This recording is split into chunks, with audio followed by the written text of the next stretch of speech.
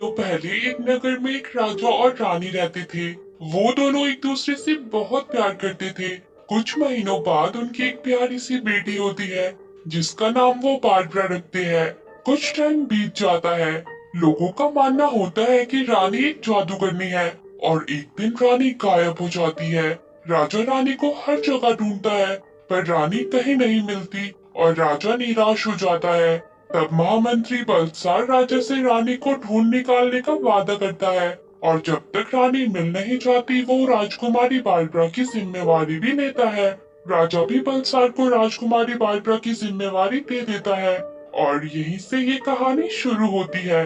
राजकुमारी Barbara को दिखाया जाता है, जो कि बहुत प्यारी होती है। बारबरा टूटते हुए तारों को देख रही होती है। तभी उसका कैट गुलायत वहाँ आता है। बारबरा उससे बात करती है, पर गुलायत तो एक एनिमल होता है, तो वो उसकी बातों को नहीं समझ पाता। बारबरा बहुत उदास हो जाती है, और अपनी माँ को बहुत याद करती है, और वो बलसार को अपना बालक भी नहीं मानती। बारबरा अपनी माँ को ढूंढना चाहती है। अब अगले दिन बारबरा महल के बाहर अपनी साइकिल चला रही होती है, जहाँ गुलायत भी उसके साथ होता है। अचानक से बारबरा के सामने बलसार आ जाता है। बारबरा उसे हटने को कहती है, पर वो नहीं हटता, और उसका चेला भी बीच में आ जाता है, जहाँ उनकी टक्कर हो जाती है। बारबरा हवा में ऊपर उछल जाती है, और गुलायत उसे गिरने से बचा लेता है, पर ऐसा करते हुए वो बलसार से टकरा जाता है, और वो नीचे गिर जाता है। बलसार बारबरा से कहता है कि मैं तुम्हारी शिकायत महाराज से करूंगा, और वहाँ से चला जाता है। बलसार राजा के पास जाकर बारबरा की शिकायत करता है, पर राजा उससे कहता है कि हम क्या कर सकते हैं, वो बिना माँ की बच्ची है। पर बलसार राजा को बारबरा को समझाने को कहता है, पर राजा अपनी रानी को ढूंढना चाहते हैं, और उसे भी रानी को ढूंढने का आदेश देते हैं। बलसार गुस्से में अपने कमरे में आ जाता है, और अपने चेले से राजा की बुराई करता है, और राजा को रास्ते से हटाने की बात करता है। साथ ही बारबरा को भी उसकी माँ की तरह गायब करने की बात करता है। यहाँ हमें पता चलता है कि बलसार एक बुरा इंसान होता है, और वो इस राज्य पर अपना कब्जा करना चाहता है।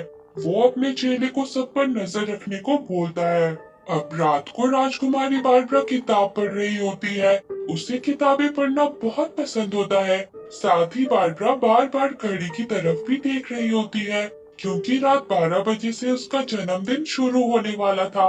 बारबरा लाइब्रेरी में दूसरी किताब को लेने जाती है। वहाँ उसे एक चमकती हुई किताब दिखाई देती है। किसी तरह बारबरा उसे अपने कमरे तक ले आती है, क्योंकि वो किताब काफी भारी होती है।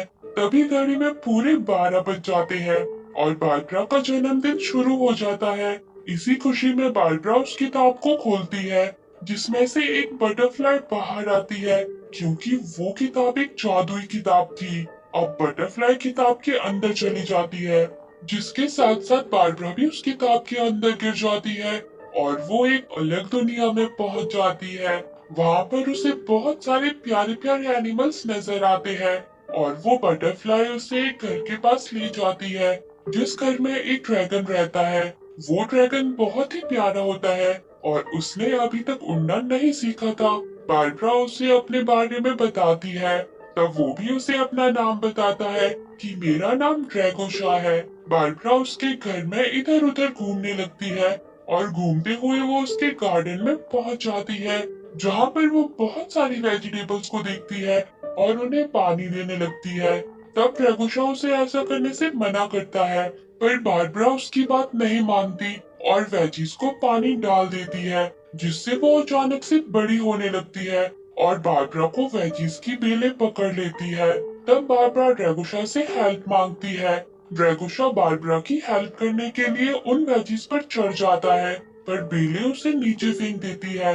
ड्रैगोशा नीचे गिरने ही वाला होता है कि तभी वो उड़ना सीख जाता है, और उसके मुंह से आग भी निकलने लगती है। तब ड्रैगोशा बारबरा को बचा लेता है, और उसे अपनी पीठ पर बिठाकर उड़ा ले जाता है।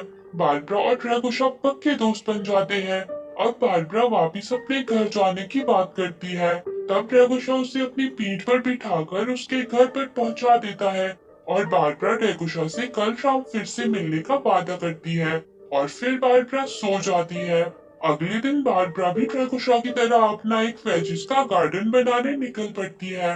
वहीं दूसरी ओर बलसार महाराज को महल से दूर जाकर छुट्टियां मनाने के लिए कहता है ताकि वो महल पर कब्जा कर सके, पर राजा उसकी बात को टाल देता है। बलसार खुद राजा बनने के सपने देखने लगता है और राजा की कुर्सी पर बैठ जाता है, जहां उसे कुछ लोग ऐसा करते हुए देख लेते हैं। अब बारबरा शाम को फिर से ड्रैगोशा से मिलने किताब के अंदर चली जाती है। वो ड्रैगोशा को हर जगह ढूंढती है, पर वो उसे कहीं नहीं मिलता। फिर उसे बचाओ बचाओ की आवाज सुनाई देती है। वो ड्रैगोशा को एक पेड़ पर लटका हुआ देखती है। वो उसे निकालने की कोशिश करती है, पर छोटे होने की वजह से वो उसे अकेले नहीं छुड़ा पाती। तब वहाँ पर 4 बौने आते हैं। वो बारबरा की मदद करते हैं और ड्रैगोशा को छुड़ा लेते हैं, जिसके बाद ड्रैगोशा बारबरा को वापस घर छोड़ देता है। अगले दिन बारबरा बहुत मजे कर रही होती है। उसके साथ बलसार का चेला भी उछलने लगता है और उछलकर जाकर बलसार के ऊपर गिर जाता है, जिससे बलसार उस पर बहुत गुस्सा होता है। बलसार एक बार फिर से राजा के पास जाता है और इस बार झूठ बोलता है कि दूसरी सेना ने उन पर आक्रमण कर दिया है और आपको वहां जाना होगा। पर राजा युद्ध करने से मना कर देते हैं क्योंकि वो शांति चाहते थे। और राजा गुलायत के पास आकर कहते हैं कि मैंने भी किस बेवकूफ को अपना महामंत्री बना लिया। वहीं शाम होते ही बारबरा ड्रैगोशा से मिलने चली जाती है और वहाँ पर ड्रैगोशा अपने अंकल ड्रा के सामान की सफाई करने का काम कर रहा होता है, तो बारबरा भी उसकी मदद करने लगती है। तब उन दोनों को सामान में एक जादुई छड़ी मिलती है, जिसके जादू से वो दोनों टेबल में बदल जाते हैं। थोड़ी देर बाद में अंकल ड्रा वहाँ पर आते हैं और उन दोनों को गलती से 2 कीड़ों में बदल देते हैं और आखिर में उन्हें ठीक कर देते हैं। तब अंकल ड्रा बारबरा से मिलते हैं और बहुत खुश होते हैं और बारबरा भी वापस अपने घर आ जाती है। अगला दिन भी बीत जाता है और शाम को बारबरा फिर से ड्रैगोशा से मिलने चली जाती है, जहाँ वो देखती है कि अंकल ड्रा बहुत गुस्से में होते हैं क्योंकि उनका जादुई आईना कहीं खो गया था। तो बारबरा उनसे कहती है कि मैं और ड्रैगोशा आपका आईना ढूंढ लेंगे। बारबरा ड्रैगोशा से पूछती है कि क्या तुमने किसी को यहाँ आते हुए देखा था? तो ड्रैगोशा बॉनो का नाम लेता है।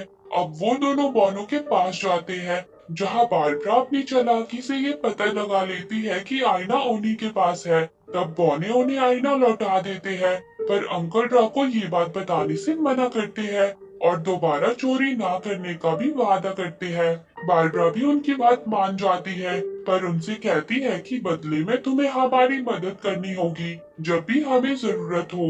बॉने भी उसकी ये बात मान लेते हैं। बारबरा और ड्रैगोशा अंकल ड्रा को आईना लौटा देते हैं और बारबरा रोज की तरह अपने घर लौट जाती है। अगले दिन बारबरा गुलायत को ढूंढ रही होती है कि तभी वो बलसार को आता देखकर छिप जाती है।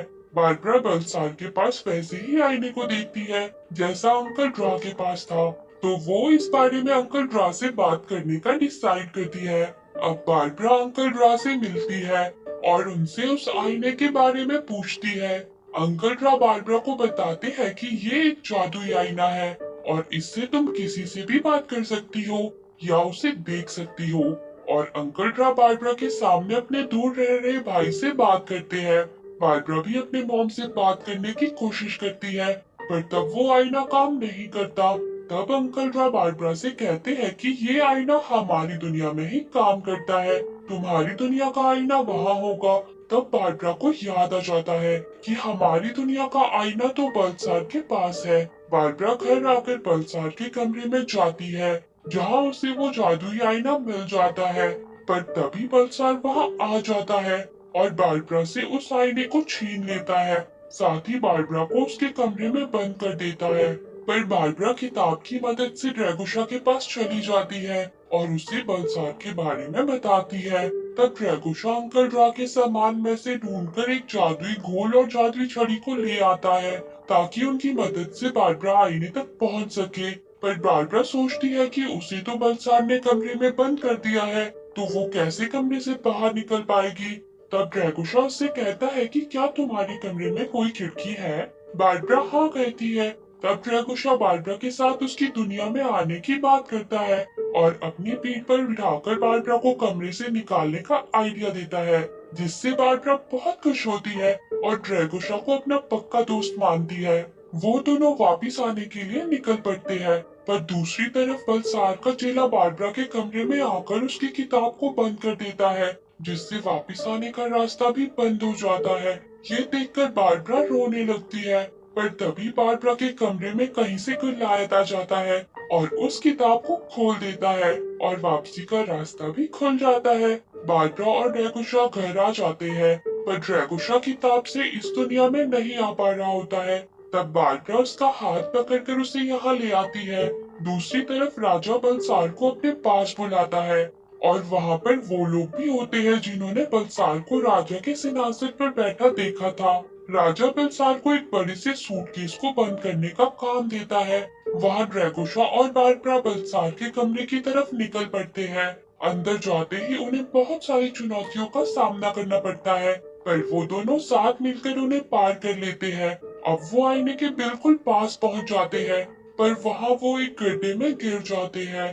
तब बॉनी वहाँ आ जाते हैं और उन्हें बताते हैं कि यहाँ आने का एक सीक्रेट रास्ता है, जिससे हम इस दुनिया में आते जाते रहते हैं, और वो उन्हें गड्ढे से बाहर निकलने में भी मदद करते हैं। अब बारबरा आईने को हाथ में उठा लेती है और उससे अपनी माँ के बारे में पूछती है, पर आईना काम नहीं करता। तब ड्रैगोशा उसे वो जादुई घोल दे देता है जो वो अपनी दुनिया से लाया था। बारबरा उसे आईने पर डालती है, जिससे आईना ठीक हो जाता है और बारबरा को उसकी माँ से मिलाता है। बारबरा की माँ उससे कहती है कि मैं बहुत जल्द वापिस आ जाऊंगी, पर तुम ये बात किसी को भी मत बताना।